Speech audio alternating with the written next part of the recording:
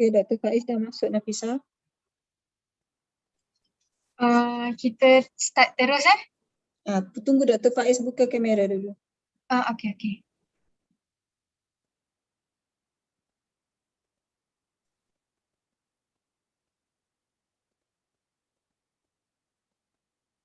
Assalamualaikum Dr. Faiz. Waalaikumsalam warahmatullahi. Thank you so much for accepting the invitation. Masya Allah, barakallah Doktor.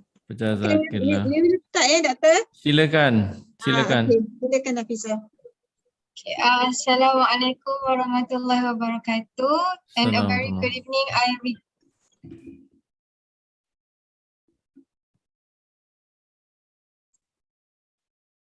Kejap ada masalah sikit.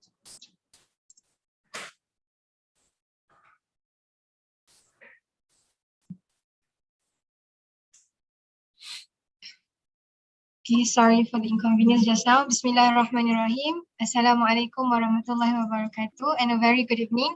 I regard to our speaker of the day, Dr. Muhammad Faiz bin Mat Tahir, Psychiatrist of Sultan Ahmad Shah Medical Center, SASMAC, Madam Asniza Mamat, Senior Psychology Officer of CFS IIUM, fellow peers members, and to all CFS IIUM students who are joining us in the Zoom and as well as in the YouTube live session. May I welcome you all again. Brothers and sisters, to get blessing from Allah Subhanahu Wa Taala, let us begin our evening talk today with the recitation of Ummul Furqan Al-Fatihah.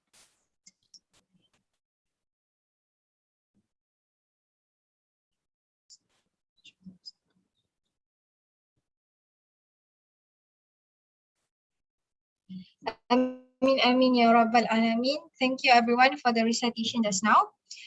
Before I proceed to our next agenda, I would like to inform all of you that today there will be two MC. I, Nafisa Fairuz, as the Vice President of Peers CFS IIUM, will be serving you as the first MC, while the role of the second MC will be executed by our brother Nasmi Fazail, who will join us later. And he is the Vice Treasurer of Peers CFS IIUM. Both of us are under the Counseling and Career Services Unit CCSU of CFS IIUM. So I hope that today's program will run smoothly, inshallah. Today's online talk, stress management talk session, is focusing more on ways for us to manage our stress, as well as our lives. This talk is specially organized by the Counseling and Career Services Unit CCSU and Office of the Deputy Dean, Student Development and Community Engagements, or SDCE. And just a friendly reminder to all of you, if you have any question throughout the talk, don't be shy to post it in the chat box below. And to those who are watching via YouTube session, you can post your questions there as well. Your questions will be addressed when the times come. So before I pass this floor to our guest of honor, let me share a little bit background about our speaker. Dr. Muhammad Faiz bin Mat Tahir has the area of specialization in medical and health sciences, clinical medicine, and psychiatry. His academic qualifications are Master Degree Clinical Specialist in Psychiatry from UKM, and Bachelor Degree in Bachelor of Medicine and Bachelor of Surgery MBBS from IIUM. With that being said, let's start our program today by inviting our speaker of the day, Dr. Muhammad Faiz bin Mat Tahir. The honor is yours. Thank you very much, Sister Nafisa Fairuz. Bismillahirrahmanirrahim. Alhamdulillah Rabbil Alamin. Wassalatu wassalamu ala syafil anbiya wal mursalin wa ala alihi wa sahbihi rasulillah ajma'in. Bismillah sadri wa salli amri wa hlul 'uqdatam min lisani yafqahu qawli. Assalamualaikum warahmatullahi wabarakatuh. Thank you for inviting me. Thank you, Madam Zah, Puan Asniza. Thank you very much for inviting me to this session. This very short 30 minutes, is it? 30 minutes? How long is the how long do we have? For today talk, if referring to the tentative, it should be until 5 p.m. 2 hours? Oh my God. Okay, no worry. Thank you very much. Right. Well, I don't wish to probably give a lecture.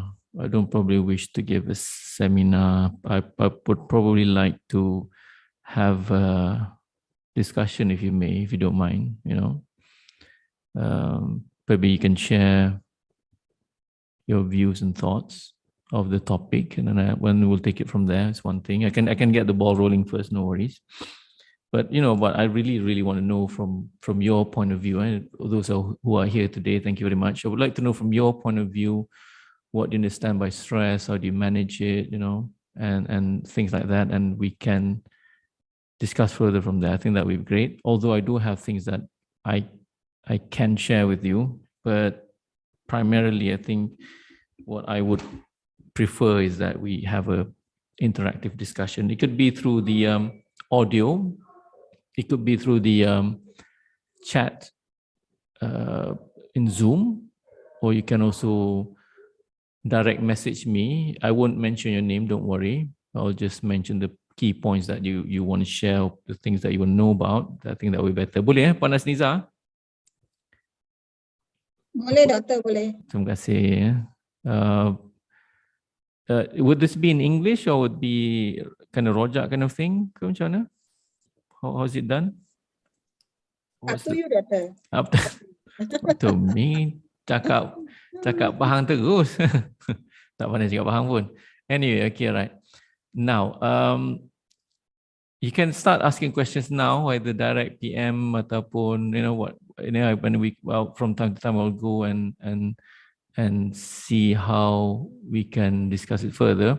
But if I may just ask, just to keep it interactive, what would be the expectation for today? What would be? That's the question now. What would be the expectation by those who are here? Okay, boleh jawab. Jangan risau, tak ada markah diberikan. Tak ada true or false, ni bukan MCQ. Okay, bukan juga short essay ataupun long. Just what would that be? In the next maybe nearly almost 2 hours, what would you want to go home with? Because I think everybody has some idea what stress is. I just want to know. Ada tak yang nak ni? Silakan, jangan malu-malu. Jangan malu-malu. Ini bukan masa untuk malu-malu. I really love to hear from you. Silakan. Ada? I myself would like to know. Sure. Kita kan ada three types of stress kan. So I would like to know when is the macam mana kita nak tahu yang kita tu tengah berada pada tahap stres yang membahayakan. That's good. Awesome. Can I just know what your three types of stress are? If I'm not mistaken, dia macam, saya tak ingat dia three types tu macam mana, tapi saya tengok macam dekat graph tu, dia ada satu graph, dia macam stres tu mula naik. Yeah, okay, get you. Peak tu, performance kita. Yeah. I think nanti I'll share kalau ada. I understand, because when people talk about stress, and there'll be a lot of kupasan, banyak pemahaman tentang what stress is. Some people talk about acute, chronic. Some people talk about eustress, distress. So it depends on really what reference that we're looking at. But the thing is, if you ask me, when you talk about stress, as a practicing psychiatrist, I mean, everybody kind of like define stress in their own way again. I'm more interested in their experience of whether that's stress or depression or anxiety, whatever that is. So I'm probably from time to time going to share with you anonymously the cases that I see, just to give you a glimpse of what happens in the real world life, if we can say that, what happens in the real world, because I don't want to get too academic. Okay, unless you're sitting for exams in stress management, that's a different story. But since we're not, we're just going to keep it santai. And let's start with stress. Some people come with stress. They think it's a negative thing, They think stress ni tak bagus, stress is not good and all that. And most of the time I would share with my clients or patients, I kata stress ni sebenarnya, if we can look at it at from 2 points lah, ataupun 2 types lah, if I can say that lah. One is that without stress, what becomes of us, right? If we don't have stress, apa jadi kat kita? Number one lah. This is soalan yang tak perlu pada jawapan, but if you have answers in your head, it's fine. Kalau ada stress, what happens to us?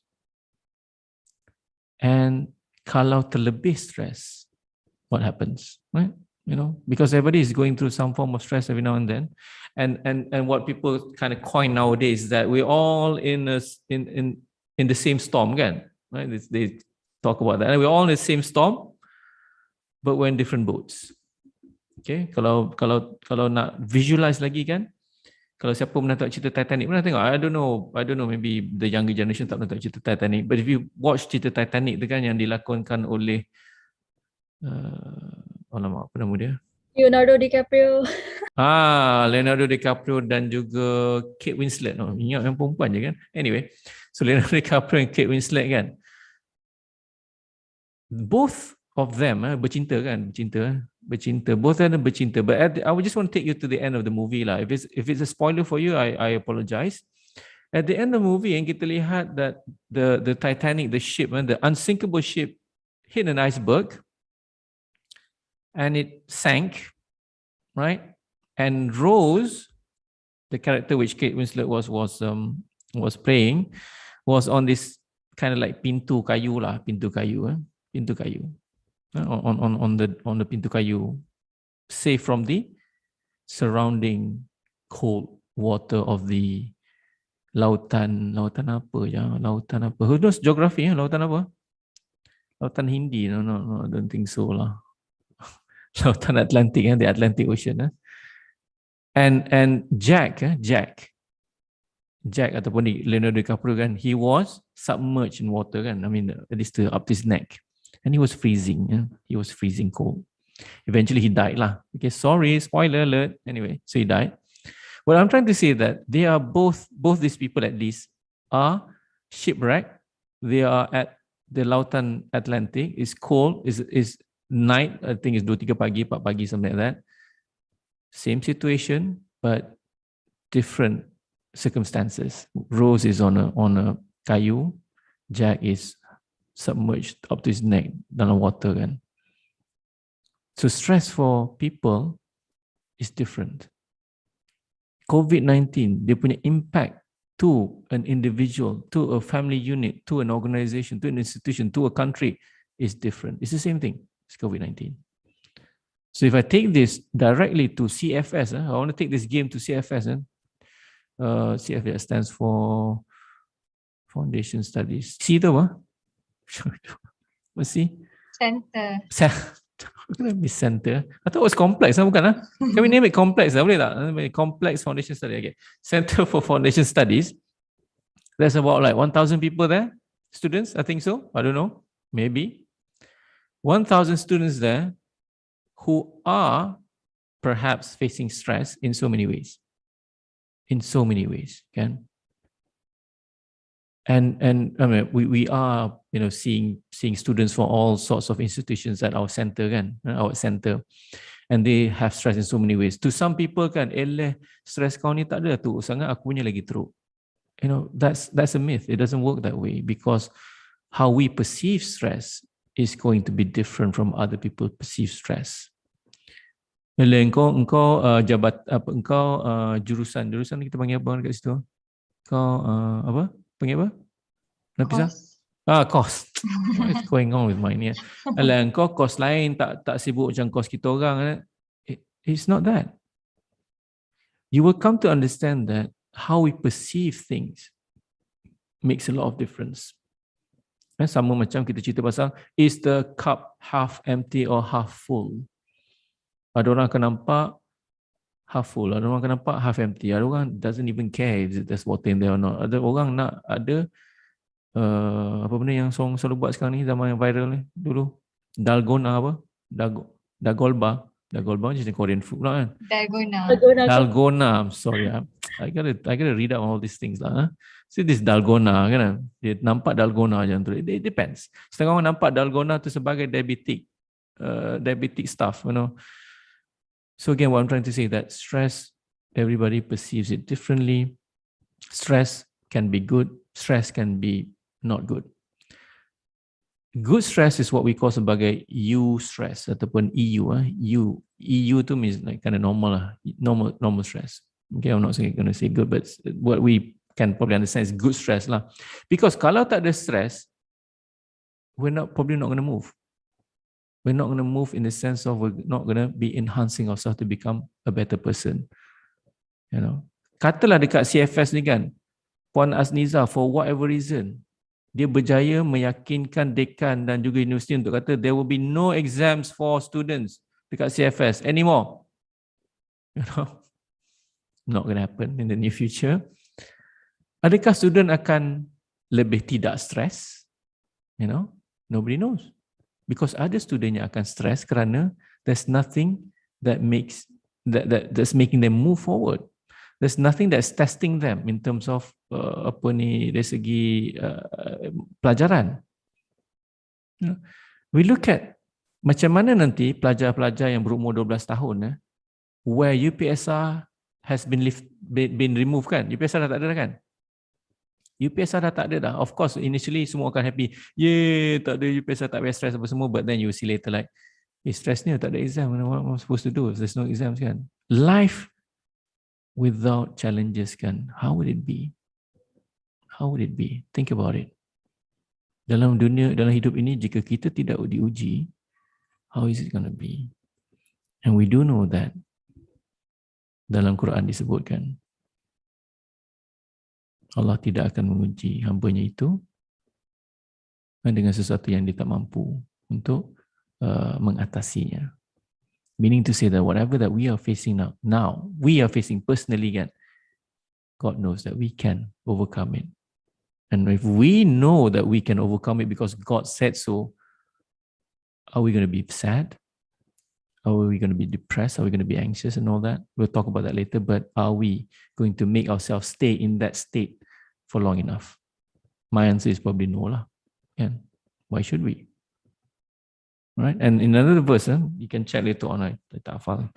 Another verse is that, adakah kita ni mengaku kita, ni I'm paraphrasing, adakah kita mengaku ni kita hamba yang beriman tetapi masih belum diuji ataupun tidak diuji? Can we say that kita ni beriman tapi tak pernah diuji pun?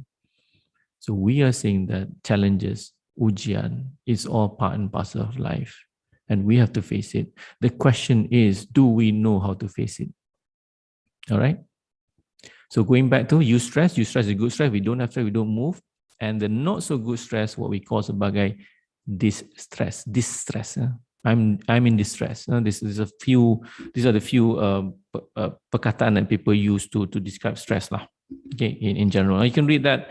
There are a lot of reading material on the internet. I'm probably not going to go through all of them. It's probably going to be a bit boring if I just show you slides and all that. I don't do slides, by the way.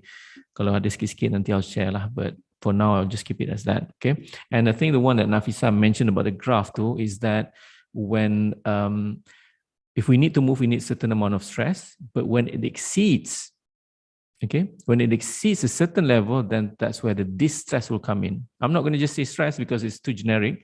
I'm going to say that's when we get distressed. Okay. And what is the equation? What is the formula? Basically, I'm going to say it in simple terms. Whatever that we are expected to do, whatever that we're expected to do, whenever it exceeds the resources that we have, that's when we are going to be exposed to distress. All right. Give you a simple example. Kalau kata kita pergi dari kita duduk di CFS lah. No. I'll go to Cherating lah. We'll go to Cherating petang ni. Kita pergi Cherating dan kita akan bermalam di sana. Alright?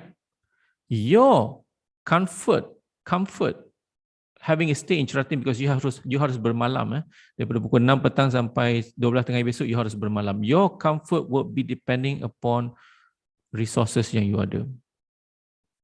In other terms, duit lah dalam ni. Okay. In other terms, keluarga, sokongan rakan-rakan dan sebagainya. Kerana kalau duit tak ada, then kat mana nak tidur? Resources tak ada, kat mana nak tidur? Mungkin boleh menimbulkan stres. Kalau keluarga tak ada dekat Cherating, ada orang tu kampung dia kat kampung Cherating, so stay sana, stay balik rumah je lah. Kan? Ataupun ada pakcik dia, pak long dia, uncle dia, apa semua, stay kat rumah uncle dia je lah. Alright. Ada orang tak ada semua tu, tak ada tempat tinggal, duit, tak ada angka saudara semua, tapi dia ada kereta dan dia boleh tidur dalam kereta dia. So okay lah. So I want to highlight here is that we must examine what resources that we have. If we do not know our resources, then we will probably be exposed. We will be exposed to distress, and we could get complications of it. Okay, so always know our resources. How do we know? Kena buat muhasabah lah dari hari ke hari. Okay, something that we don't do on a regular basis anyway, pun kan, you know. All right. So that's about eustress and distress. Huh? And also we spoke about the imbalance between the demands, the expectations, and the resources. So we need to balance that. Okay. Okay, I'm just going to read off from the message. Yeah. The question is, Doctor, how do I learn to live in my stressful environment? Let's say leaving that stressful environment is not an option. Do you have any advice on how to keep on going? Okay, all right. Okay. I'll just read that. I'll read that again. How do I learn to live in my stressful environment? Let's say leaving that stressful environment is not an option. So for simplicity's sake, we say that dia ditempatkan di CFS dan dia tidak boleh tinggalkan CFS kerana kena belajar lah. Okay, so basically kena tinggal di CFS. Do you have any advice on how to keep on going? Okay, good. All right, I'll get to that. Very good question. Which brings me to the next thing that's on my mind. I share with a few clients, a few patients, a few friends. I tell them, untuk hidup, untuk menjalankan hidup, untuk melayari hidup ini, kita perlu kuat. KUAT. KUAT, kuat ni dalam bahasa Melayu, dalam bahasa Inggeris maksudnya, kita translate bahasa Inggeris maksudnya kita kuat apa? Gagah. Strong. Okay, yeah. Anyway, kuat. Kuat. What is kuat? KUAT. K is kenali. Kenali siapa? Kenali diri sendiri, kenali orang lain, kenali persekitaran kita. This is what our friend has been asking. Kenali diri kita, kenali orang lain, kenali persekitaran. Okay, I'll get to that in a while. U tu apa? U is usaha. Usaha untuk menambahkan ilmu. U is usaha untuk menambahkan kemahiran. Now, these are important things that sometimes we fail to enhance. A apa? A adalah anjakan paradigma. We have to change the way we think at one point in our life. Maybe 2 points, maybe 3 points, but at least we have to change. Kalau dulu pemikiran kita semasa sekolah rendah adalah begini, semasa sekolah menengah perlu berubah. Kalau dulu pemikiran kita semasa sekolah menengah adalah begini, semasa CFS ia perlu berubah. We need to change. We need to change the way we look at things. Anjakan paradigma tadi, we bring it back to is the cup half empty or half full? You know, it's not. There's no wrong or right answer. It's half empty. It's half full. To me, it's not. It just examines how we perceive things. Okay? And the last one, T. T itu apa? T adalah tafakur, tadabbur, and tawakal. This kuat thing is what I kind of use from time to time to help individuals go through life because we try to make things very, very simple. I'm going to go back to kenali diri sendiri. What does kenali diri sendiri mean, Ken? Because if we were to ask ourselves, Ken, do I really know myself? Do I know what kind of person I am? I know some of you might have done some personality tests, the IFNJP and all that, IFNJP, you know, this Myers-Briggs and all that, Ken. Or maybe you haven't done it yet, okay? You can do it. There's a lot of personality questionnaires out there, okay? There are good ones, there are not so good ones, but anyway, the main point is that do we know ourselves? To cut the long story short, Ken, one of the traits, or one of the characteristics that I think is important, especially in this day and age, Ken, it's something that begins with A. Can anybody guess what that is? It begins with A. It's a characteristic. It is a, yeah. Siapa tahu tak A itu apa? Tak ada hadiah. I don't think Puan Asniza ada membekalkan atau meletakkan bajet hadiah. Saya minta maaf. Tapi do you know what that A is? It's how many letters? 5 tambah 4, 9. Asa, 9 lah dalam bahasa Inggeris. Ambivert. Allah. Okay. What is A? Ada yang jawab ambivert, ada jawab Allah, ada jawab agah, asa. It's English, 9-letter word. Tak tahu. Anyway, all right. It's all right. It is assertiveness. Assertiveness. Some of you might have heard about it, some of you haven't. But what I understand is that, from time to time, I've been doing a lot of work, and we lack assertiveness. And what does assertiveness mean? In short, now you can Google it, you can read about it, but I'm just going to give you what I understand about it. Assertiveness is that we are able to balance between what we want and what other people want. Kan? Berapa ramai dekat sini yang bateri nak habis? Oh no. Okay.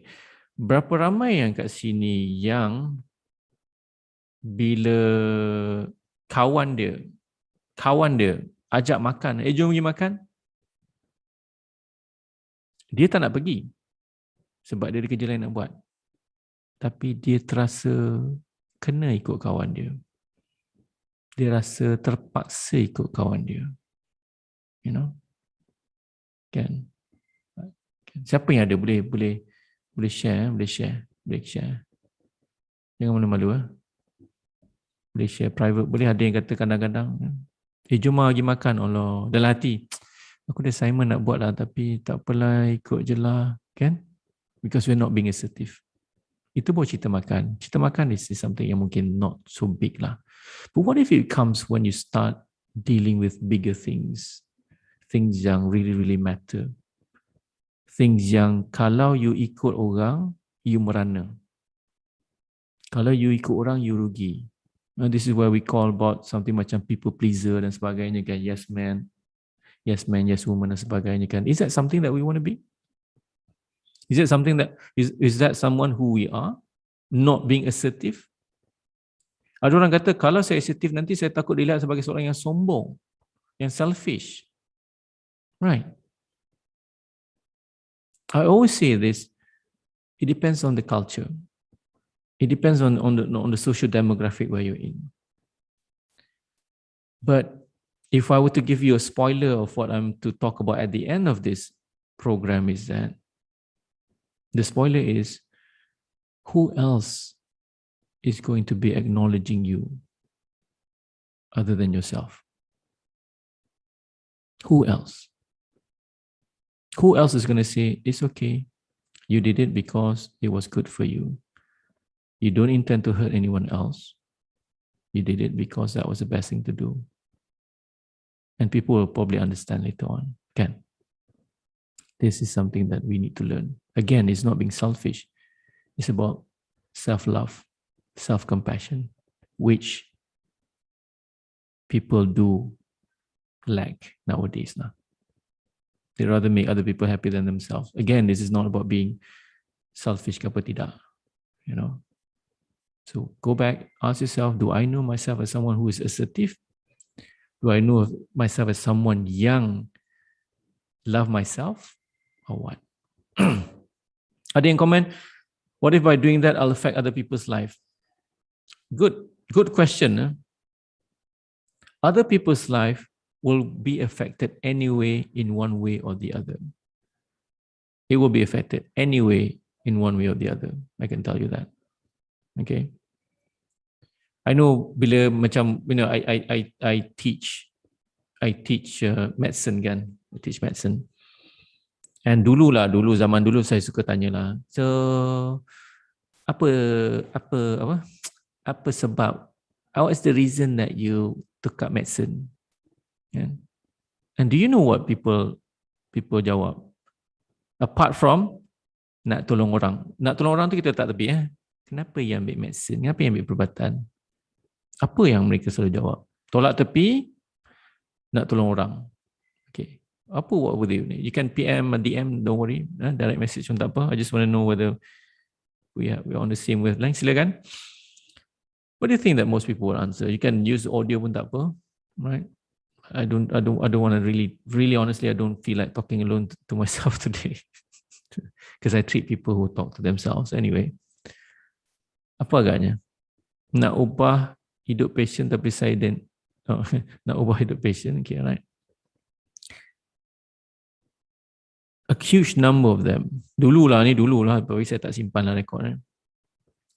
Would say because mak bapak saya yang nak saya jadi doktor. Mak bapak saya. Do you want to be a doctor? Dan kata Mani, kalau boleh saya tak nak, saya nak jadi lain. Alright. So I'm not saying that go against your parents. I'm not saying that. I'm saying that if you love yourself, you will think about yourself and not ikut telunjuk orang saja. I agree that parents want the best out of their children. I agree that at 17, 18, 19, kadang-kadang the brain is not too mature enough to make decisions for themselves. I understand that. And it's okay if they were undecided to take medicine at a young age, at 17, 18, 19, it's okay. And they've already probably in medicine anyway. Teruskan. My thing is, my nasihat to them is teruskan, it's okay. Just that when you grow older, much older in life, more mature, and you want to start making decisions for yourself. You want to start not to be too concerned about how other people think or feel, if it is about your happiness at the end of the day. Because the only person that can make you happy and sustain that happiness would be yourself. You will be yourself. Alhamdulillah, parents membantu. Alhamdulillah, good. We're not going to talk about parenting apa sih, tak. I'm saying at the end of the day, whoever's going to make you happy and keep you happy is going to be yourself. No one else is responsible for your happiness. No one else. It's just going to be you. So ada yang kata it's a job that will firmly make your parents proud. That's good. Alhamdulillah, mashallah. Okay, but there are circumstances where that probably isn't. Because dalam dunia ini there's nothing very, very certain, especially these kind of things. But alhamdulillah, I do agree with whatever that you all have shared. So I'm just going to go back quickly to the question tadi again. How do I learn to live in a stressful environment? And the advice kan. We mentioned tadi kenali diri sendiri. So know yourself, know your strength, and know your vulnerabilities. Not weakness, vulnerabilities. I tend to use words yang brings a little bit more sophistication ataupun less negative impact lah. Some people say alah weakness lah tu, fair enough. If that's your cup of tea, carry on. But we're going to talk about vulnerabilities. Dalam bahasa Melayu, siapa tahu apa vulnerabilities dalam bahasa Melayu? Siapa tahu? Sila jawab. Siapa tahu? Vulnerabilities dalam bahasa Melayu tanpa Google, kelemahan, nope. Not what I have in mind. Kerentanan. Okay, it's a new word perhaps to some of you. But kerentanan, vulnerabilities. Okay, vulnerabilities ni contoh dia macam some people are vulnerable to certain items or situations. Kan, katalah ada 5 orang dia pelajar ber-CFS, 5 kita bawa dia masuk ke dalam secret recipe contohnya. Some people are vulnerable untuk overindulge in the chocolate indulgence. Sebab dia vulnerable for whatever reason. The reason might be because of biological reasons, meaning your biological makeup is because of that, the gene and all that.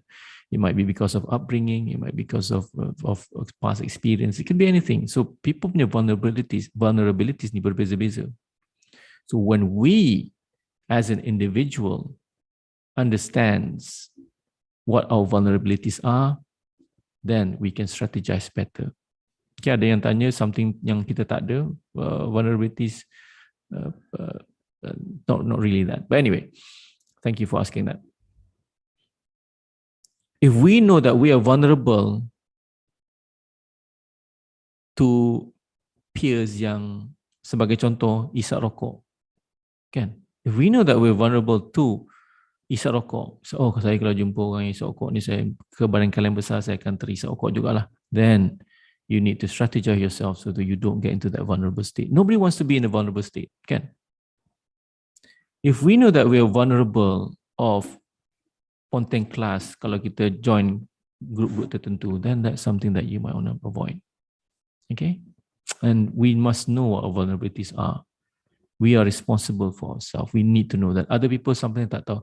And the thing is, some people do know what our vulnerabilities are and they take advantage of it. They expose us to it. So they get something out of it. You know, it could be anything now. So sometimes people know our vulnerabilities. Kita tak tahu. Okay. So identify what your vulnerabilities are. So kenali diri, know your personality. And the other thing that's also important yang juga menjurus balik pada soalan tadi, how do I get about or go about in a stressful environment although I don't like it or I can't go out of it, is that know how you cope with stressors lah. Coping skills lah basically. Coping skills ni ada I can simplify it for you, ada dua jenis. Satu jenis adalah maladaptive coping skills. Jenis kedua adalah adaptive coping skills. Maladaptive kadang-kadang kita juga panggil sebagai negative or poor. Adaptive coping skills sometimes we call it as good ataupun good or positive lah, what we call it. Yeah? So apakah contoh-contoh maladaptive coping skills? And this banyak orang yang ada bermacam-macam coping skills. I'll just give you examples that we see at our center lah. Okay? Coping skill yang bila dia when they are facing a problem, then everybody needs to cope. And what is the most common coping skill, a negative coping skill that you know? Can you name me a few? Apakah a negative coping skill that you know that people use?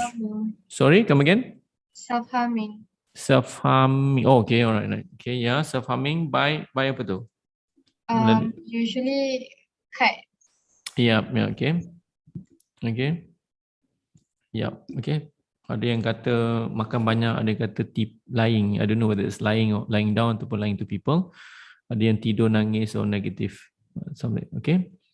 Tidur nangis, oh dia tanya tidur nangis negatif ke tak. Okay, anyway. I'll get back to that. Right, so they cut themselves. They harm themselves. They expose themselves to danger. They smoke. They take weed, ganja, marijuana, whatever you want to call it. They take heroin. They drive fast, you know. Drive fast is not a problem. But the situation, the context tu penting. Ya. We always have to ask about the context. You bawa laju 110 km sejam dekat highway, that's normal. That is within the national speed limit. So driving fast in that context does not actually apply something yang negative lah. In that sense. Tapi kalau you drive laju dekat dalam kawasan CFS at 80, 90, 100 km per hour, then that's something which is not good. It can cause harm to yourself.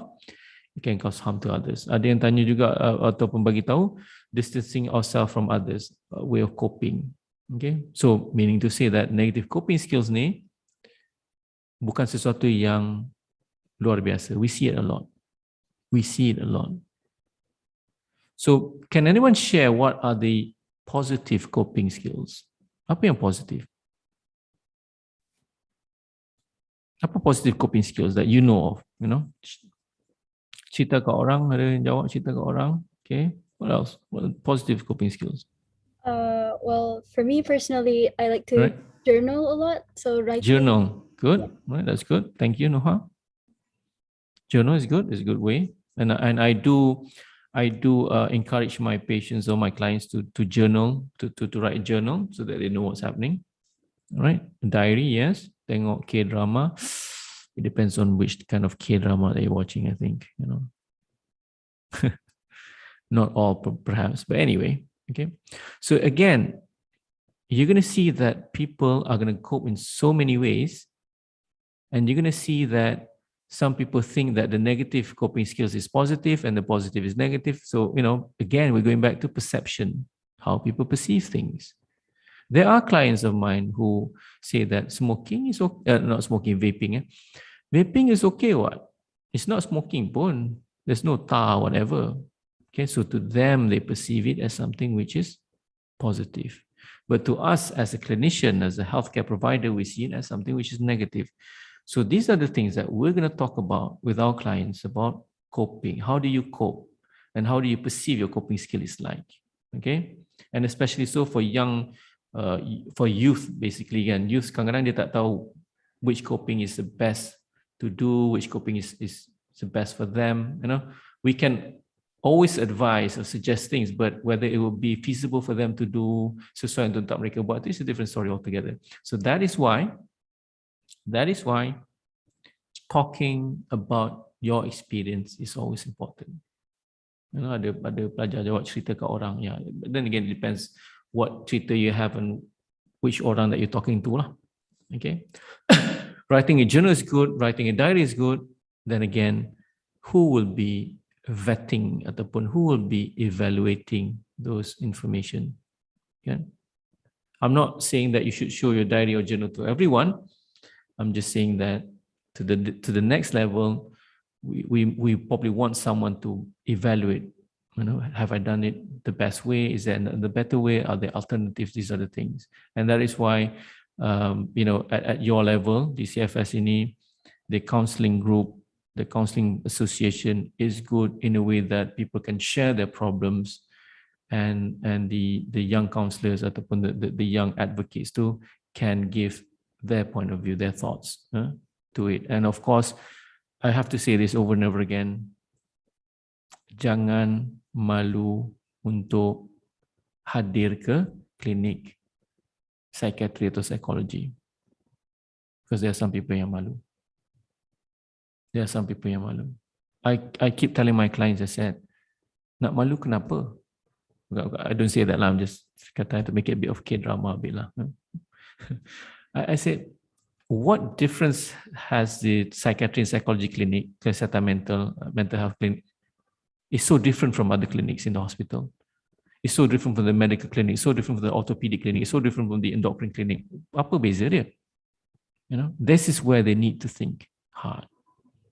This is where sometimes they don't even think. Sometimes then they just say, malu lah, we psychiatry ni kan tempat orang gi. I'll stop there lah, tempat orang gi. I'll stop there. And we say, we see a lot of cases. And the one that you mentioned is probably just about 10%, 20% at max. So how can that 10-20% represent the whole of the whole of the clinic? It cannot be that way again.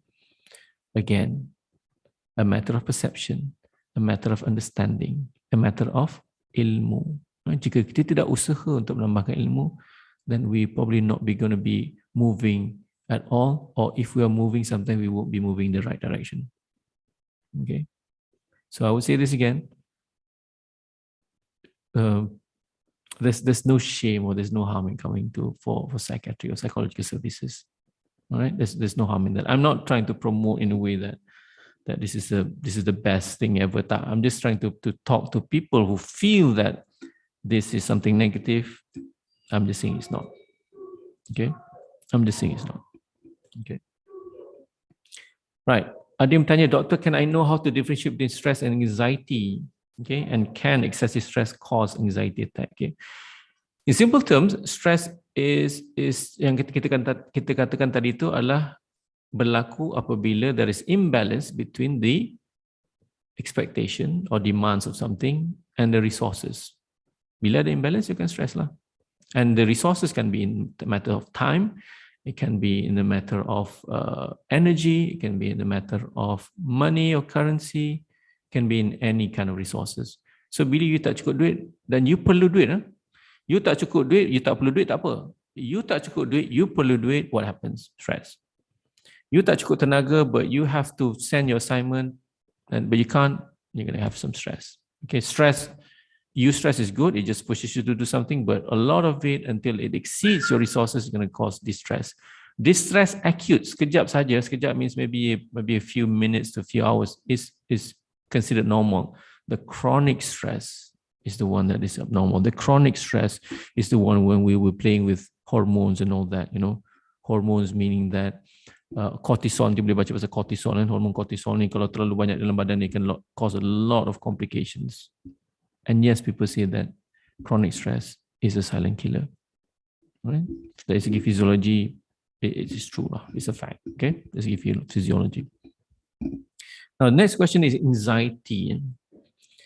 Okay, as far as anxiety is concerned, if I were to simplify it, anxiety is a condition where there's a form of worriness lah. Yang kita ada kerisauan, kegelisahan.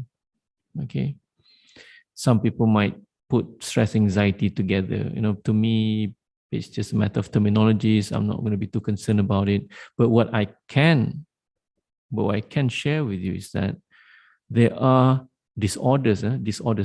Melayu mungkin panggil penyakit lah, but I would say disorders ataupun kecelaruan that is linked to anxiety, which is, kalau kita study psychology ataupun psychiatry atau counselling, it will be classified under anxiety disorders. Anxiety disorders. And what are anxiety disorders? Ada banyak. I'm just going to mention a few. Number one, maybe you've heard about panic disorder. That's number one. Maybe you've heard about generalized anxiety disorder. That's number two. Maybe you've heard about social anxiety disorder. That's number three. Okay. And perhaps I'm just going to include like OCD lah, obsessive compulsive disorder, although it's not under the chapter of anxiety, but you know, there are anxiety involved there lah. We're just going to stop there for those 3 and 4 things. So anxiety, to me, it becomes a concern. Tadi itu kita ada symptom anxiety. Apa symptom anxiety kebiasaan? Umumnya symptom anxiety ini boleh jadi seperti nafas yang susah, rasa macam pekuk mulut kita, rasa jantung bergerak laju, rasa chest heaviness, rasa apa lagi, rasa berpeluh, rasa seram sejuk, rasa macam nak mati, rasa macam nak pitam dan sebagainya, so on so forth lah. All these anxiety symptoms. Ada cepat irritable, ada susah tidur dan sebagainya. This is a whole chapter on anxiety. It's going to be very long if you were to kupas everything, but those are the few examples of gejala-gejala ataupun symptoms of anxiety. Alright? Anybody can have them. Berapa lama, berapa cepat, berapa kerap, it depends.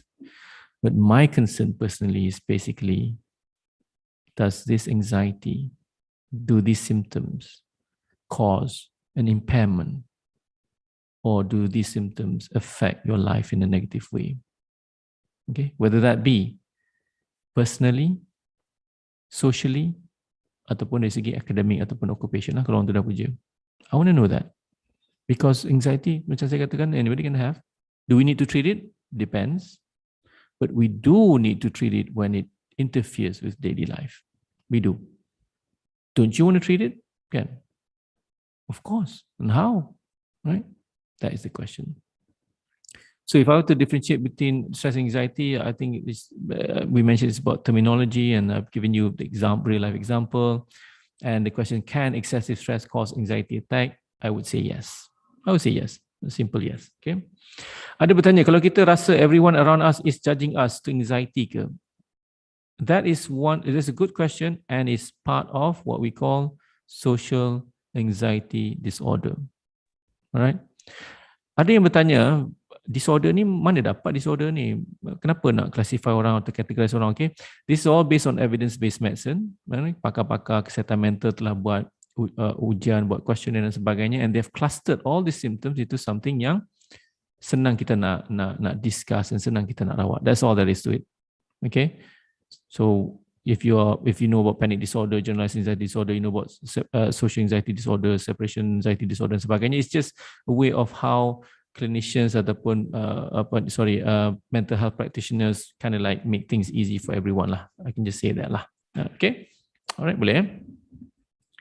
So when you say tadi yang judging kan, memang ada keadaan di mana pelajar ataupun individu rasa takutnya, zaman dulu zaman pra-COVID kan, takutnya nak naik pentas, takutnya nak pergi depan kelas, nanti kalau aku terbuat silap nanti kawan-kawan gelak kat aku, nanti dia criticize kan, ada.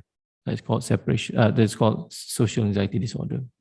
It is considered as a disorder. Ada orang yang rasa gementar, gemuruh tu normal.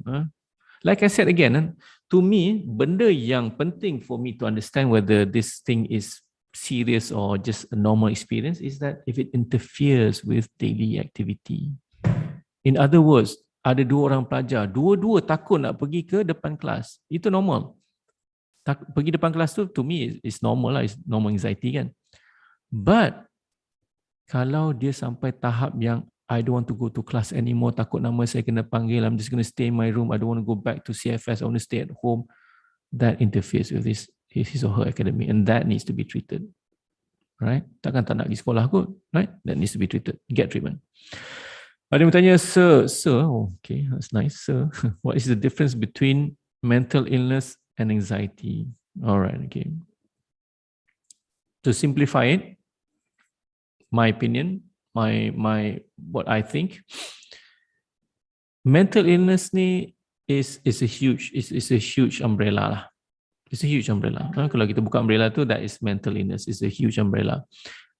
Di bawah payungan itu, jangan kata sir tak payung. Di bawah payungan itu ada anxiety disorders, ada psychotic disorders, ada mood disorders. Okay? So anxiety is a subset of mental illness. Untuk pelajar-pelajar yang ambil jurusan matematik kan, anxiety is a subset of mental illness. Kalau yang tak ambil matematik, anxiety ni adalah anak buah kepada mental illness. Okay, to make things simple. Boleh? So far, right? Boleh? Okay. I hope I've probably answered most of the questions. Nanti we'll get to anxiety. We have time. I have another 1 hour to go. Thank you for the questions. I appreciate it. Just keep it coming. Kita kata tadi kuat tadi. Kuat kenali diri sendiri, kenali orang lain. Now this part, kenali orang lain ni sangat-sangat penting. Kenapa?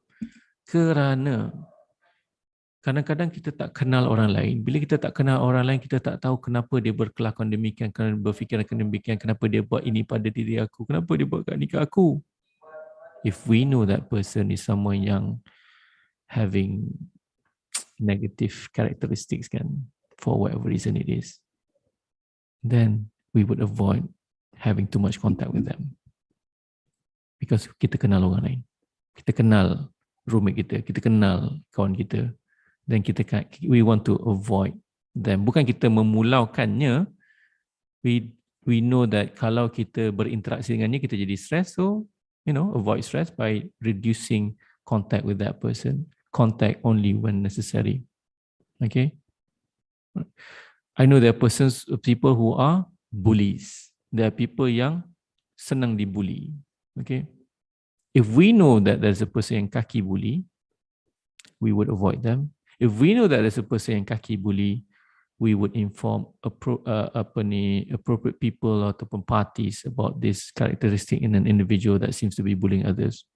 Are we considered sebagai seorang yang suka telltale ataupun kita panggil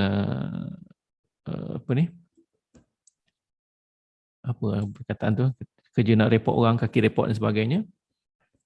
I don't think so. If you ask me, I don't think so. If you see that there's something wrong in your milieu or in your environment, kan, you have the responsibility to report it.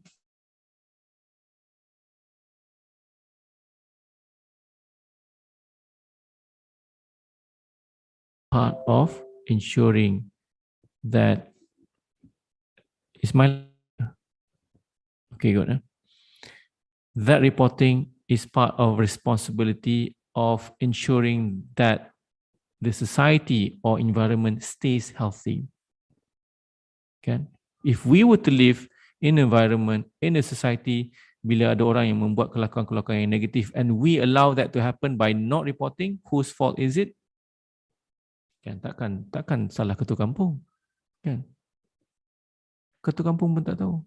If in your perkampungan, kejiranan, in your town, you know that ada orang yang kerja dia pecah masuk rumah orang, you know that person, and you don't report it to the police.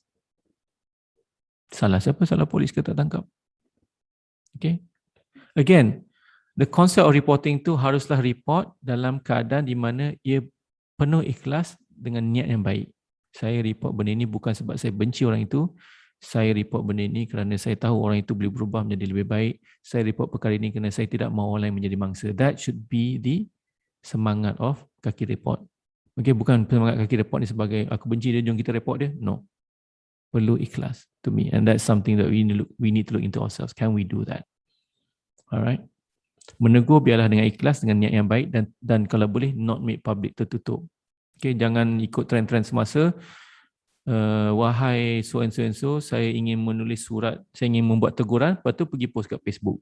Semua orang boleh baca. Setting public ataupun dekat Instagram. That is not the way to make a report. That is not a way to mengajar orang. Okay, we need to understand that, and I need to stress it now. Okay, need to stress it now. Okay, kenali orang lain, kenali diri kita, kenali orang lain, dan juga kenali persekitaran. Ada persekitaran yang memang dibangunkan di atas foundation yang toksik.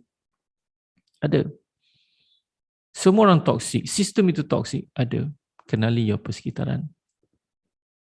Sometimes we cannot fight the system. Alright. Kita boleh tegur, kita boleh be assertive. Excuse me, tempat ni toxic, but I think if we can make these few changes, I think it'll be good for most of us. Contoh lah kan. Oh, tak boleh, these all things are carry out. You either like it or you leave it lah. But there's nobody who's going to say that to you lah. Nobody's going to say that to you. The thing that I always face kan dekat our center ni kan, bila klien cakap, kenapa dia buat macam tu, kenapa dia buat saya macam ni, kena bla bla bla, kenapa kan? And saya tanya, have you shared your view dengan that party? Have you shared your views and concern with the people responsible? Oh, tak ada. So maknanya dia hanya komplain pada diri dia sendiri saja tanpa membuat komplain kepada pihak yang bertanggungjawab. Is that the best thing to do? Of course it's not. You need to express your thoughts and views in a good manner to the people who are to people who have that responsibility. Itu yang kita kena buat. Kalau jalan dekat CFS berlubang-lubang, tayar motor selalu pancit, tayar kereta selalu bengkok, and you do not report it to the authority, siapa yang salah sebenarnya? Kan? Alah, diorang lah kena check jalan diorang ni. I mean, yeah, that's one thing, but what can you do to help solve the problem? So apart from coping skill tadi, I also look into what kind of problem solving strategy that this individual has. Okay? Kalau problem solving dia hanya untuk telan masalah dia dan harap benda tu akan sembuh, it's probably not going to be that way lah. Kalau problem solving dia is looking at the issue and identifying strategies and people that they can convey the issue to dengan expectation it will be resolved, then that is a good problem solving strategy. Okay, so these are the things yang tidak diajar di rumah, tidak diajar di sekolah, tidak diajar di mana-mana, but diajar di Persatuan Kaunseling CFS. Kan? I hope so lah. Coping skill and these are things yang people need in life. And we see people umur 30, 40, 50 yang do not have these skills. They do not have these skills for many reasons. Number one, tak nak belajar. Number 2, tak proaktif. Number 3, they did not have the opportunity to learn all this. Tak ada opportunity. Because they were busy with work, busy dengan jaga anak-anak, jaga adik-adik dan semua kan. So kita kena berbaik sangka dan we empower them ataupun we encourage them to acquire these skills. Okay, di internet banyak syarikat-syarikat buat tapi berbayar dan sebagainya. It is good that people can help other people by giving it for free or at probably minimal cost because it helps. Right? It helps and it goes a long way. Okay, and when we are able to see all these matters, make sense out of it, insyaAllah stress akan berkurangan. Stress tidak akan impair our daily activities. It would not have any effect on our emotions negatively. Inshallah, this is what I believe in. Boleh? Okay, so we're just gonna take a short 1-minute break. We can just let that sink in for a while. Kalau pihak organizer ada lagu-lagu selingan untuk dimainkan, silakan. Maybe 1 or 2 minutes, and can come with questions yang mana tak clear, boleh tanya soalan, yang mana nak tahu lagi boleh tanya before we go on to the next segment by Brother Abdullah tadi kan, because ada 2 MC saya faham hari ni. Okay, if we were to talk about stress is going to be a very, very huge topic. There are a lot of materials on stress and we can go through it in any other situation ataupun in other opportunities insyaAllah. Just today I'm just going to give you an overview sajalah. I don't intend to go too deep in this topic for today at least. Boleh? Ada berkongsi, I have a feeling where I feel bad about my actions in the past and sometimes I cried about it. Is it considered as anxiety? Feel bad about actions in the past. I cried about it. Considered as anxiety. I wouldn't know for sure because we would have to run a full apa ni kita panggil assessment. I'm going to mention it here. You can write it down. you can look into online. Online kita panggil sebagai BECS, BECK, BECS apostrophe S, BECS, anxiety inventory. BECS anxiety inventory. You can probably look at in the internet, ada yang online, you can do it online, and we would ask questions that would somewhat give an idea of whether this is anxiety or not. But if you ask me personally, from your question too, it looks like perhaps ada unsur-unsur depression sikit, perhaps, I don't know, I'm not sure. I haven't done a full assessment. I don't have much information, but these are the two things that we need to look into. One is anxiety and one is depression lah. Thank you for your question. Okay, I give it back to Nafisa dulu. Nafisa. Ada Nafisa? Oh, dah. Sorry, dah. already changed. Oh no. Okay, it's kind of abrupt anyway. Carry on.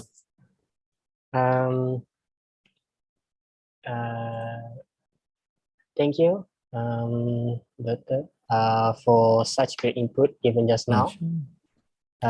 We're gonna take a short break, right, Doctor? Ada lagu? Kalau tak ada lagu, tak boleh break? Tak ada lagu. Tak ada lagu, tak boleh break lah. Yes, Teruskan, tak apa.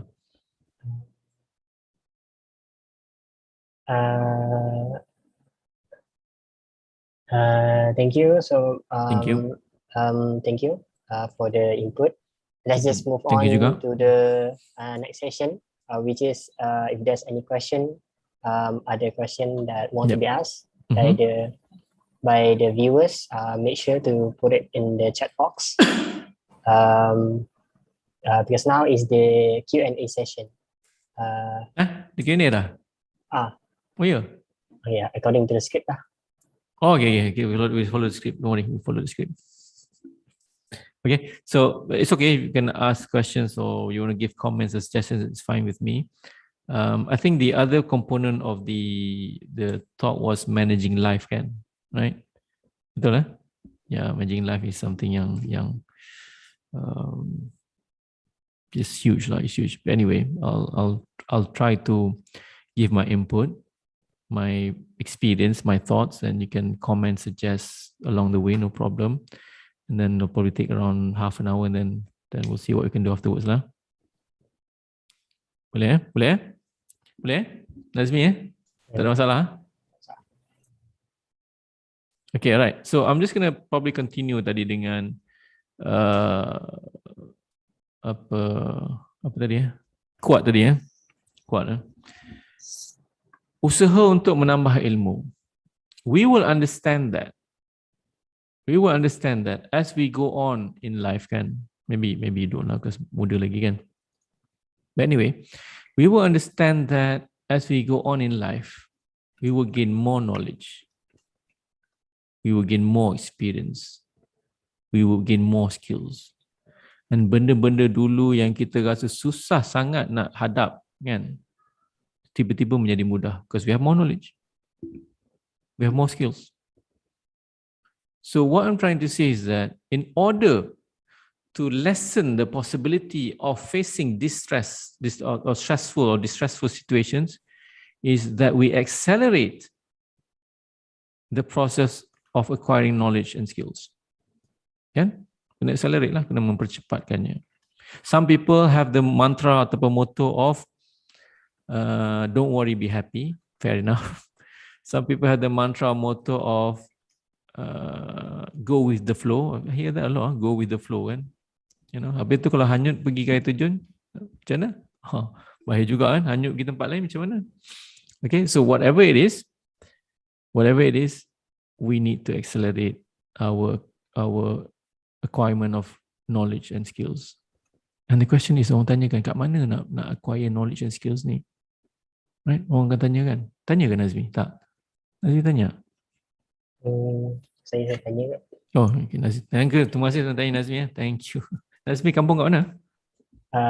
Kampung kat kalau mak apak ke apa? Oh, ada kampung sendiri kampungnya? Tak ada. Kalau kampung kat sini kat Negeri Sembilan. Jadi kalau Negeri Sembilan, kat mana? Tak ada. Tak nak cakap tak ada lah. kalau ikut tak ada kampung sini, tapi kalau mak ayah dia. Kat mana? Kat mana? Mak kat Melaka dekat Alor Gajah, ayah dekat Pendang, Kedah. Pendang, kampung apa? Kampung Alor Kumbang. Alor Kumbang.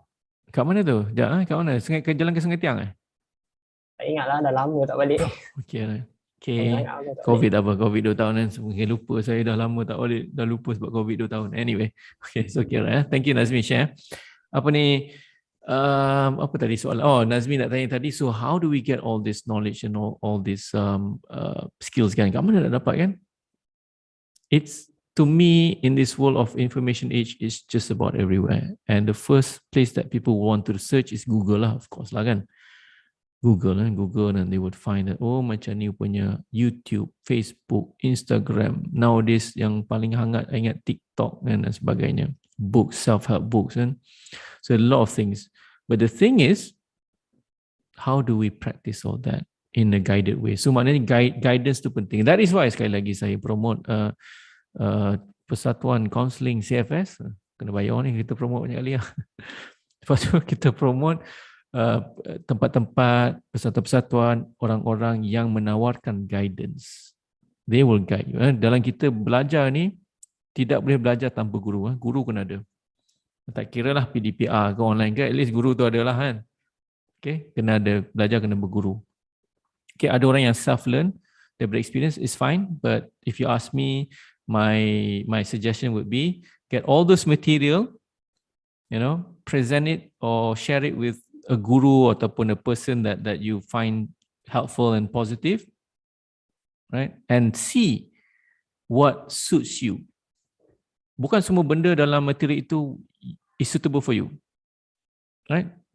Seperti mana kita pergi ke McDonald, ada yang tak pergi McDonald tak? Ada. Nazmi pergi McDonald, angguk je tak apa. Ada pergi? Okay. Macam rasa gelisah je nak angguk. Anyway, bila kita pergi McDonald, kita tak makan semua benda on the menu kan? I mean, of course, we probably like that. But on average, tak semua benda yang kita suka dalam on the menu kan? Tak semua benda kan? Nazmi, setuju?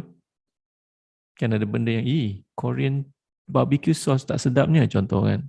We take something that we like. We take something that is useful for us. We take something that we can do kan.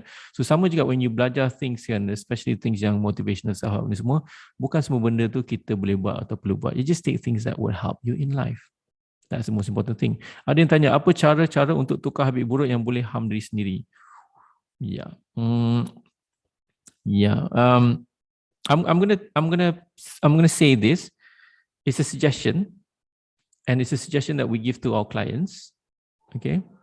What I could say is that you want to look into something what we call sebagai dialectical behavioral therapy. Okay. Dialectical behavioral therapy. Jangan tengok indication dia untuk apa. I'm not interested too much in that for now. Okay. I just want you to know the components. And the components too is something that we really, really need in life. I'll share with you in a bit. Share with you aja. Okay, dialectical, DIALECTICAL. Okay, dialectical behavioral therapy. Then there are basically what we call the 4 components in that, 4 core areas kan. 4 core areas. Apakah core area ini? And I find this very, very useful in life lah. Very, very useful. The 4 components are, number 1 is about distress tolerance. Okay, you can write that down. Distress tolerance is something to do with stress. It's something to do about tolerating that stress. Okay, so what normally happens is that we would guide the client. Bila klien kan dia ada crisis situation kan, ada bila benda trigger lah, in simple words kan, benda trigger, what we call crisis situation, distress tolerance would help them to get through that crisis situation without making things worse. Okay, crisis berlaku, distress tolerance punya teknik akan help them to get through that crisis without making things worse, because things can go bad, kan? Daripada nak harm diri sendiri, nak toreh-toreh sikit, kita toreh banyak sangat. Okay, dah haus sendiri nak makan sebiji 2 biji saja buat, termakan sampai 1 bakul. Okay, it happens. So we want to teach people how to face distress tolerance. And the other thing about distress tolerance is that, okay, the other thing is that we don't just teach them to the skills to avoid harmful things, to go through that triggering situation. We also teach them to accept reality. Bagaimana kita nak menerima hakikat hidup. This is something yang kadang-kadang painful lah. I would say it is painful. It is triggering in a way sometimes, but it is something that needs to be done. We need to learn to accept the reality of life. Sebagai contoh, some people would say that my mum or my dad is someone yang says negative things about me. Saya tak boleh tahan, kerja belete lah, bla bla bla, tidak menyokong dan sebagainya lah. The reality is they are our parents. The reality is we're going to go home every semester break back to them. That is the reality. So how do we face that? Okay? How do we face that? That's what distress tolerance is going to help. The other thing, the component number 2, ada 4 komponen Malaysia, is about what we call sebagai interpersonal effectiveness. Interpersonal effectiveness. Ini benda yang merangkumi apa kan? Ini benda yang merangkumi sebagai contoh, sebab mudah kira adalah perhubungan kita dengan orang lain. Our social skills, our communication skills. To make it simple. Right? Kita boleh lihat, kalau communication skills kita ini tidak mantap, kita mantapkan. Kalau social skills kita ini tidak mantap, kita mantapkan juga. Okay? Dalam hidup, roughly there will be hard skills. Hard skills ni adalah apa yang kita belajar. Hard skills ni adalah benda-benda yang konkret. Macam saya tahu pakai Word, saya tahu pakai PowerPoint, saya tahu whatever it is. And there are also soft skills. Soft skills ini bagaimana kita melihat, bagaimana kita menyelesaikan masalah, bagaimana kita conflict resolution, bagaimana kita talk to people, how do we listen to people, how to talk to people, how do you know how their mood is like, how do we regulate our mood dan sebagainya. So these are soft skills. Soft skills ini lagi sekali tidak diajar di mana-mana sekolah ataupun sekolah merendah ataupun sekolah menengah, tapi ada diajar di Persatuan Kaunseling CFS. InsyaAllah ada. Tak percaya tanya Nafisa. Kan? So ini yang kena belajar. Dan tidak pula ada malu dalam belajarnya. Okay? So interpersonal skills, dan ini sangat-sangat penting, because orang yang anxious, orang yang depressed, kadang-kadang orang tu maksud semasa itulah, semasa dia tengah anxious, semasa dia tengah stress, dia punya skills interpersonal kadang-kadang sedikit ralat ataupun tidak optimal. Okay, or the other way around. The other way around means dia ni normal, tidak ada anxiety, tidak ada depression, but disebabkan oleh skills dia yang tidak bagus dari segi interpersonal, dia cakap satu benda buat orang lain rasa marah, dia cakap benda buat orang lain rasa sedih kan. It's a skill, learn it. Dalam Islam pun menganjurkan kita untuk menggunakan kata-kata baik terhadap orang lain. Okay. The next one, the third one is emotional regulation. Okay, emotional regulation ni basically is understanding, memahami, and reducing, dan mengurangkan vulnerability, kerentanan tadi itu. Okay, understanding and reducing vulnerability to emotions. Kita tahu benda ini akan trigger kita. We need to regulate what we do. We need to regulate how we feel and how we react and respond. Okay, we can. If I told you, can we choose our emotions? If I told you this lah. If I ask you this, can we choose our emotions? Some will say yes, some will say no, some will say maybe, some will say depends, blah, blah, blah. Banyak jawapan, which is normal lah. If you ask me, we can choose our emotions. I want you to write this down. I want just 2 words. I want you to write it down, if you can. Write down reaction, write down response. Reaction and response. Okay? Reaction is normal. Nampak lipas terkejut, oh copot kan. Reaction is normal. For orang yang takut lipas, dia akan terkejut. For orang yang takut tebuan, dia akan terkejut. Orang yang takut anjing, dia akan terkejut, dia akan react. Akan keluar lah kalau kaki latah lah. Alright. Reaction is normal. The duration of that reaction might be abnormal. Kan nampak lipas 5 saat kau terkejut, fair enough lah. Tapi kalau kau duk terkejut sampai sejam, 2 jam, 3 jam, then that might be abnormal. Going back to emotions kan. Kalau ada orang cakap sesuatu kepada kita dan kita tak suka dan kita marah atau sedih, that is your reaction. It's fine. It is fine to react to benda yang kita tak suka atau tak minat ataupun tak selesa. It is fine to react with negative emotions such as marah ataupun sedih. My question is, how long are you going to feel marah and sedih? How long? Ada orang membawa kemarahan dan kesedihannya sehingga berhari-hari, berminggu-minggu, berbulan-bulan. Dan ada orang membawa kemarahan dan kesedihannya bertahun-tahun dan dia ada yang bawa ke CFS untuk bersemayam dengannya di dalam bilik. For something that has happened so many months or years ago. They are still reacting to the situation. This is something that needs to be assessed. This is something that needs to be addressed. This is something that needs to have an intervention. So if you have that, if you know anybody who has that, jangan malu untuk discuss. Who you want to discuss it with? Sekali lagi saya promote persatuan counselling CFS dan juga lain-lain orang yang you percaya. Okay. The other word, respond. We need to learn how to respond. Respond maknanya ada strateginya, ada cognitive effort. Kita fikir. Contoh lipas tadi, contohlah lipas tadi kan. Nampak lipas, cepuk, 3-4 kali nampak lipas. Kali kelima kita nampak lipas, we don't want to react anymore. We want to respond to the lipas. How do we respond to the lipas is, okay, it's you again. And you don't cause any harm. And you're kind of small. I might terpijak, you might mati. So I don't think I need to be too terkejut sangat lah. Anyway, lipas, go on your way. That's how we respond. So sama juga, if somebody says bad things about you kan, kau ni apa lah, kau ni lah, kau ni lah. The way that respond is that, you know, I accept myself as the way I am improving, I'm doing some effort in my whatever it is, and perhaps you pun need some effort on that. Don't say bad things to people. Ini kita respond dalam otak kita lah, tak boleh cakap ke dia lagi lah. You know? And you pun, I understand datang dari keluarga yang banyak cabaran, so I can understand why you have all these bitter emotions. Alright, okay, that's how we respond. Because kalau kita nak bengang dengan dia kan, nak marah dengan dia for 1 hour, 2 hours kan, yang rugi tu kita sendiri. Yang rugi itu kita sendiri. Right? Ada yang bertanya, is that called validating emotions? Yeah, validate your emotions, yes. Ada yang kata kita jadi heartless, kan? No, I don't think so.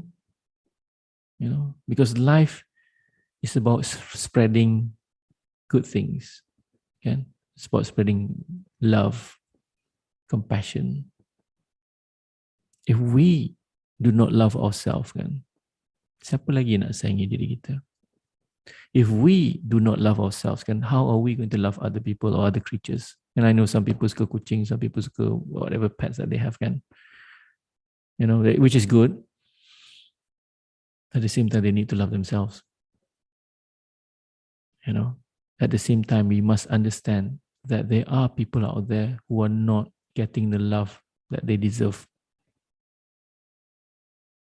You got to think about it. Okay, it's the first step. Love yourself. Okay, in cerita pasal human to human. And the last domain and the last component in DBT, dialectical behavior therapy. This is the thing that I really like the components now. Is mindfulness. Mindfulness. We hear it a lot. I'm gonna just make it short, just to make it simple. Mindfulness is being aware of the present moment without judgment. We are aware of the present moment without judgment. In simple terms, kan, now is 4:23 on my laptop. This moment is good. I'm not thinking about the past. I'm not thinking about the future. I'm just thinking about the moment right now.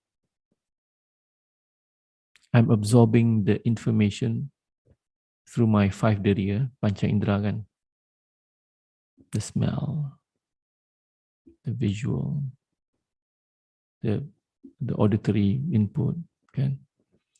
And we're going to take it to the next level kan, when we can just close our eyes, shut down everything. Shut down means that tutup mata, tutup telinga, tutup diri rasa semuanya. Tapi continue to breathe lah, jangan berhenti nafas pula. And just enjoy that moment. Just enjoy it. The moment of, it's not nothingness, it's the moment of the noises in life. Tak ada. Noises tu bukan noises daripada dengar saja, noises tu dari segi rasa, dari segi nampak, kan banyak sangat noises kan. Okay, you can open your eyes again. You can open your eyes. The noises that I mean, kalau if you don't understand what I mean by noises in life, and you just open your social media and you can see a lot of noises there in so many forms, in negative news, negative comments, negative pictures, so on and so forth. Those are noises. So when you are being mindful, you shut down from everything, enjoy the moment. And kalau dalam Islam mungkin kita cerita pasal muhasabah. Muhasabah of course you have to look backwards lah kan, nak tengok benda apa yang you dah buat, nak tengok benda apa forward, but at least muhasabah for that present moment saja. How being alive at this point of time, 4:25 PM now, is an anugerah. Kerana ada yang meninggal pada waktu ini, kerana ada yang sakit pada waktu ini, kerana ada yang menderita pada waktu ini. But alhamdulillah kita ada di sini to at least get some input to enhance our lives from this day onwards. Okay. And you know, I don't want to sound preachy ke apalah. I that's not my intention. I really want to know and understand what goes on to your mind, your daily life, apa semua kan. It's all about challenges. And what I wanted to share, or what I intend to share today, is that, again, we mentioned earlier on tadi, hidup ini memang akan ada cabaran, memang akan ada ujian. Dan semua orang punya ujian adalah berbeza-beza. Dan semua orang insya-Allah mampu untuk menghadapi ujian yang dihantarkan kepadanya. It's just staying strong. And one of the things that people say about patience kan, patience is not patience, kesabaran. Ini bukan, it's not just about waiting though. Ia bukan menunggu for something. It's not just that. Patience is also, this is what I understand. Patience is about going through something, whether that's waiting or whatever it is, but with a good attitude. The attitude word has to be there. The attitude component has to be there. Kalau you menunggu something, but you terkulak-kulak, terkejap-kejap, marah orang, marah sini semua, that is not patience. Patience has to come with a good attitude. Right? So adakah kita sabar enough? That's what we need to inflect upon ourselves, reflect upon ourselves. Boleh? So today I'm just going to summarize, because it's only 4:30, and I allow you to give your input, comment, and whatever suggestion that you want. We talked about stress, we talk about a bit of anxiety, we talk about jangan malu untuk datang dapatkan perkhidmatan psikologi. We talk a lot about Persatuan Counseling CFS. Okay. We talk about kuat, kenali diri sendiri, kenali orang lain, kenali persekitaran. We talk about usaha untuk tambah ilmu, usaha untuk tambah kemahiran. We didn't talk about enjakan paradigma, but I guess that kind of like speaks for itself. And we somewhat sentuh sikit tentang tafakur, fikir, tadabbur, reflect, and also tawakal. Of course, tawakal is important. After all that we have done, segala ikhtiar dan usaha yang kita telah lakukan, at the end of the day, after all that, we leave it to God to decide what's best for us. Okay? So with that, saya kembalikan kepada Nazmi. Silakan Nazmi.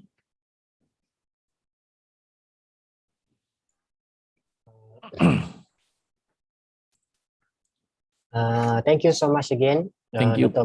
Muhammad Faiz, for the remarkable and inspiring answers. Oh, okay. So, brothers and sisters, we have come to the end of the program, which I really hope all of us would get benefit from the sharing session just now. I would like to remind all of you to please kindly fill in the evaluation form that has been provided in the chat box below before leaving today's program. This is important for your star points.